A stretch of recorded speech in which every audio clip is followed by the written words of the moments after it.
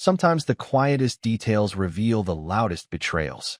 This story explores the unnerving realization that someone you thought you knew completely has been living a hidden life right under your nose. It's about the subtle signs we ignore, the small habits that hint at bigger truths, and the moment you discover the life you built together was never entirely real. A tale of deception, calculated lies, and the slow, chilling awakening that forces a man to reclaim himself before the world he knows collapses completely. Hey friend, please subscribe. 1 second for you. Big deal for me. The garage door was closed when I got home. That wouldn't be strange if her car had been there. But it wasn't. Her spot was empty. No Civic. No oil drip stain beneath it. Just concrete and silence. And yet, the door from the garage into the kitchen was unlocked. Wide open, in fact. Swung halfway like someone had just walked through and forgot to close it. The house was dark. Quiet. Too quiet. I stood there for a minute, holding a plastic bag with 2 lukewarm tacos in one hand and a bottle of lemon seltzer in the other, trying to figure out what felt off. Everything was off. The lights. The smell. The air, even.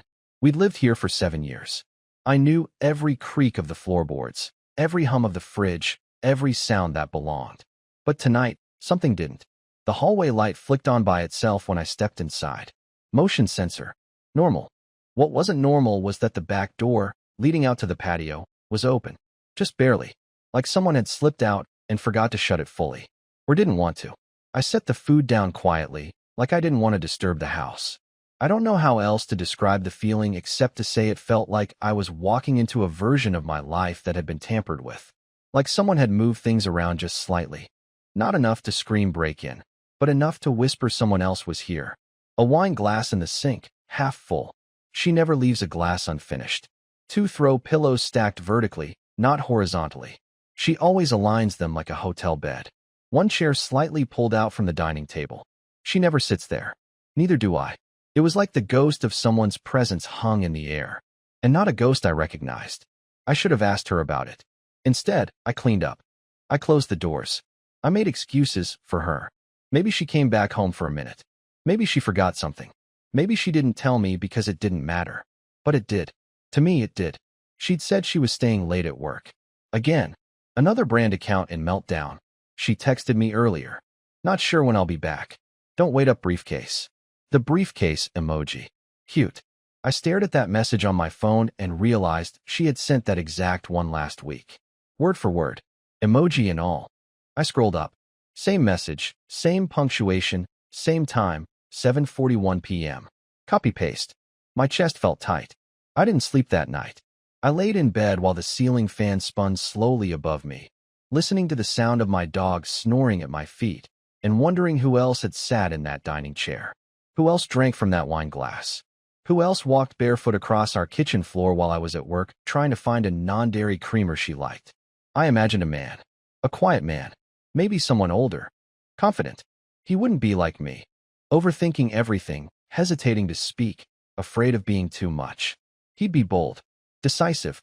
Someone who made her feel like she didn't have to ask for attention. Someone who didn't write Reddit posts at midnight with shaking hands and a knot in his throat. I told myself I was being dramatic. But the next day, I found something that tore me apart. Not lingerie. Not lipstick on a shirt. Worse. A receipt. From a place I didn't recognize. 2 glasses of wine. 1 appetizer. 1 main. 1 dessert. Dinner for 2. Last night. Timestamp. 8:13 p.m. While I was microwaving soup and watching our wedding slideshow on the TV like an idiot, she was somewhere else, clinking glasses and laughing with someone who wasn't me. And that's when I stopped making excuses. I was going to find out the truth, even if it ruined me. The next night, I left work early and didn't tell her. She thought I had a client meeting. I told her it might run late, which gave me cover. She texted me around 6 saying she was still stuck at the office. Same message as always. No extra detail. Just vague enough to dodge suspicion. I didn't reply. I didn't need to. I already knew she wasn't at the office. I was parked across the street from a place called Marlowe's, a dim little bar tucked into a side road about 15 minutes from downtown. Quiet. Discreet. The kind of place that didn't show up in tourist searches. Not exactly the setting for a happy hour with coworkers. At 6:17, her car pulled in. I ducked in my seat so fast I hit my knee on the steering wheel. She got out of the car like it was any other Thursday. Calm, confident, phone in one hand, purse in the other, heels clicking lightly against the pavement. She didn't look around. She didn't hesitate. She just walked right in, like she'd done it 100 times. I waited, staring at the door she disappeared into, wondering what I'd actually do if someone else joined her. At 6:26, someone did. Tall, dark coat, gray at the temples, older, maybe early 40s. Confident in that way I'll never be. He didn't check his phone once. Just walked in. And that's when it hit me. He didn't look nervous. He wasn't cheating. She was. I waited 5 minutes, then got out of the car and walked across the street. I didn't go inside. I wasn't ready for that. But I peeked through the window just enough to see them. She was laughing. Like, really laughing. The kind of laugh she used to save for after midnight. Tangled up with me on the couch, laughing at nothing. Now she gave it to him. He touched her hand across the table. She didn't pull away. That was the moment something snapped in me. Not anger, not yet. Just this cold, quiet realization that the version of her I loved didn't exist anymore. Or maybe she never did. I walked back to my car, heart thudding, and sat there until they left together, 1 hour and 42 minutes later. She drove off alone. So did he. But the space between them didn't feel like a secret. It felt like a ritual. I couldn't sleep that night. I lay awake staring at the ceiling while she curled up beside me, back turned, breathing steady, like she hadn't just come back from someone else's table. I could smell the trace of a different cologne clinging to her hair. Faint, but real. And I kept thinking, does she think I'm that stupid? Or does she just not care anymore? The next morning, she made coffee. Acted normal. Talked about switching to oat milk, like it was the biggest concern in the world. I smiled. Nodded. Pretended like I didn't watch her hold another man's hand 20 hours earlier. She kissed my cheek before leaving. I wanted to scream. Instead, I took the day off work. She thought I was in a client meeting downtown. I was actually in our home office with her old MacBook, one she stopped using last year when she got a new one from work. I wasn't even expecting much. Maybe some leftover photos, an old document or two. But what I found, she hadn't wiped it. Not even close. Her iMessages were still linked. The laptop was full of conversations, years of them. Most of it was boring, day-to-day stuff. Work talk, memes, texts with friends. But then I searched the name Chris. That's when everything cracked open. There were messages going back over a year. Nothing outright romantic at first. Just casual. Inside jokes. Comments about people at work. But slowly, they got bolder. Deeper. Late-night thoughts. Long strings of texts that sounded like the kind of conversations I used to have with her when we first met. Then came the photos. A blurry hotel mirror shot. A wine glass in a room I didn't recognize. Her legs on a white bedspread. Nothing explicit, but it didn't need to be. The intention was clear. And the dates lined up with every one of her team retreats and overnight client reviews. It wasn't new. It wasn't impulsive. It was a routine, and she was good at hiding it. She'd built a whole second life behind well-crafted lies, and I never even thought to question her. Not really. I trusted her because I loved her, and she used that trust like a shield. The worst message was one from 2 months ago. Short, casual, harmless, if you didn't know better. You remembered how I take my coffee. That messed me up a little. That's the kind of line that stings in your spine, because you know it means intimacy, memory, repetition, care. It's not just about coffee. It's about being seen. And suddenly, I realized it wasn't just a fling. It wasn't even about sex. She was in love with him. I sat there staring at the screen for over an hour, trying to figure out what to do. My hands were shaking, but not from anger. From this hollow, echoing sadness that settled in my chest and refused to leave. She came home that night and asked if I wanted Thai or Italian for dinner. I said Thai. Then I asked if she wanted to watch something on Netflix. And she smiled like nothing was wrong. Like we were still real. But I wasn't watching the TV that night. I was watching her. Because now I knew. And I wasn't going to confront her yet. Not until I found out everything. It happened by accident. She answered the phone without thinking. I was standing right there, holding 2 mugs of tea. She must have forgotten I was in the room. Hey, she said softly. Her tone dropped, warm and relaxed, in a way she never used with me anymore. Then silence. She listened for a second. Smiled. My heart started racing. She looked up and saw me. Just for a moment. Her whole face froze. Not panicked. just calculating. Then, without missing a beat, she turned away and said, "Can I call you back later?" I'm just with. She didn't finish the sentence. She ended the call and tried to play it off. "Wrong number," she mumbled, already walking toward the kitchen. Weird spam thing. I didn't say a word. Just sipped the tea. Watched her from the hallway. She moved quickly, like she needed something to do with her hands. Her phone buzzed 5 minutes later. I saw her glance at it, and then flip it face down. I should have confronted her. I should have asked who he was. But I didn't. Instead, I waited until she fell asleep. She was curled up on the far edge of the bed like usual, back to me, pretending everything was fine. I slipped out quietly and went to the garage, where I'd hidden an old burner phone I used years ago for work. I charged it, bought a prepaid SIM the next morning, and used it to create a fake number. That afternoon, I texted the number she'd called. Just one sentence. "She's lying to both of us." No name. No hint. Just bait. I didn't expect a response. But 20 minutes later, it came. "Who is this?" And just like that, I knew something she didn't. He didn't know about me either. I didn't reply right away. I let him sit with that message. "She's lying to both of us." 7 words. No context, but enough to plant a crack. Enough to make someone wonder if the person they trust might be a complete stranger. It was strange how calm I felt. Not numb. Not angry. Just still. Like I'd finally stepped into some twisted clarity. For weeks, I'd been drowning in this helpless feeling of betrayal, like everything was happening to me, and I couldn't stop it. But now, I was steering it. I was inside the lie, shaping it. That terrified me a little. And thrilled me, too. The next morning, she was humming in the kitchen. She made pancakes, like we were in some magazine ad for Sunday mornings. She even wore that oversized sweatshirt I bought her years ago, the one she used to only wear when she actually loved me. It was so carefully performed I almost believed it. Almost.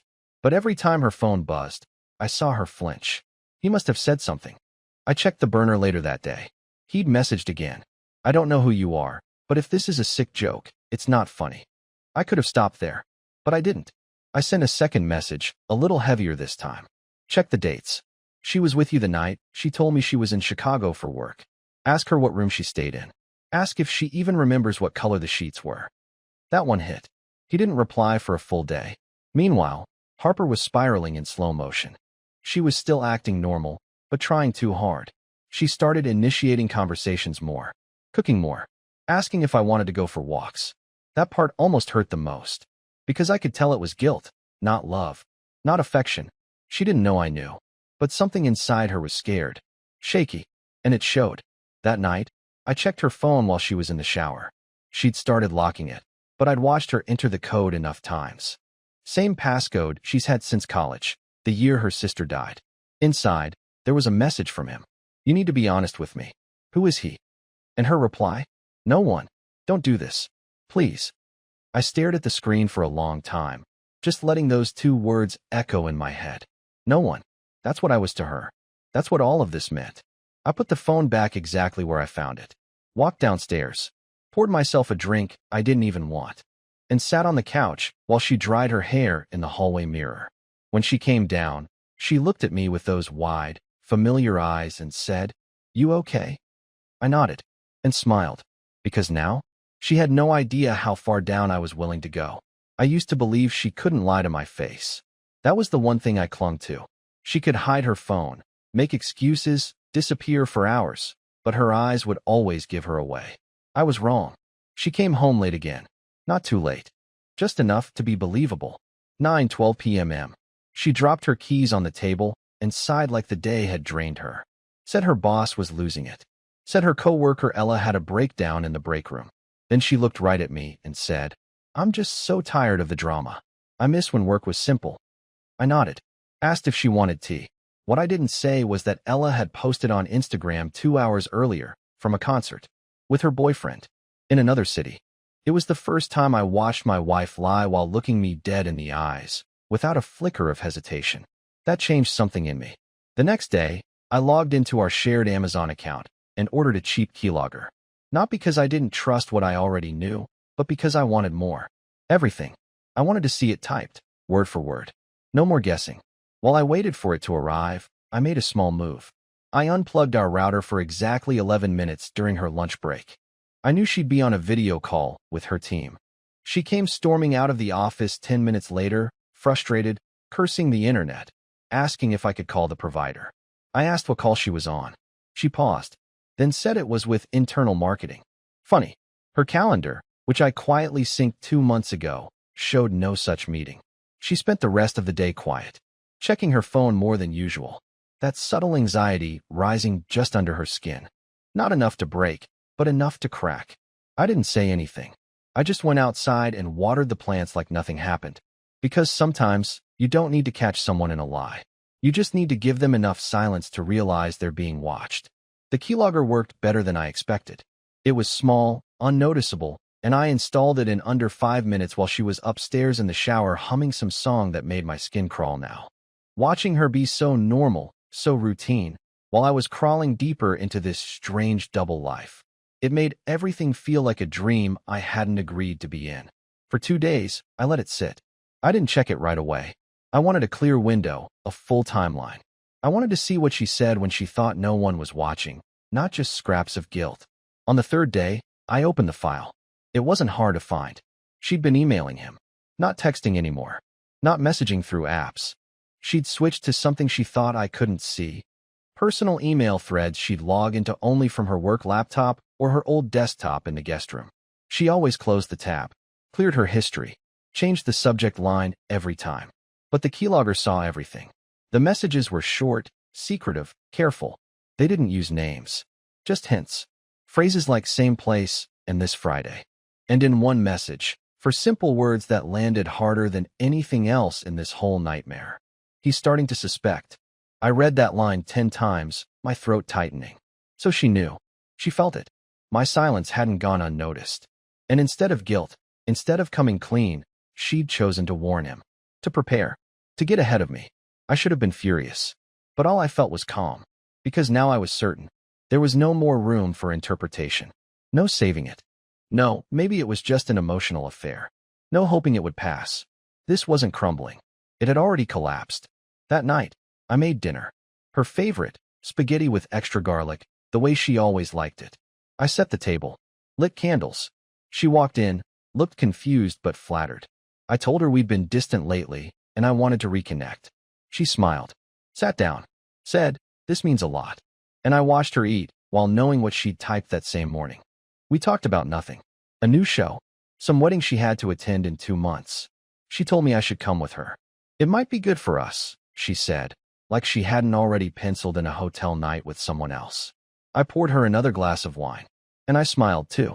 Because in 48 hours, I was going to make her look at everything she had destroyed, with no way to deny it. Not in anger. Not in yelling. Just quiet, undeniable truth. She came home Friday night exactly on time. Hair perfect. Outfit a little too carefully chosen.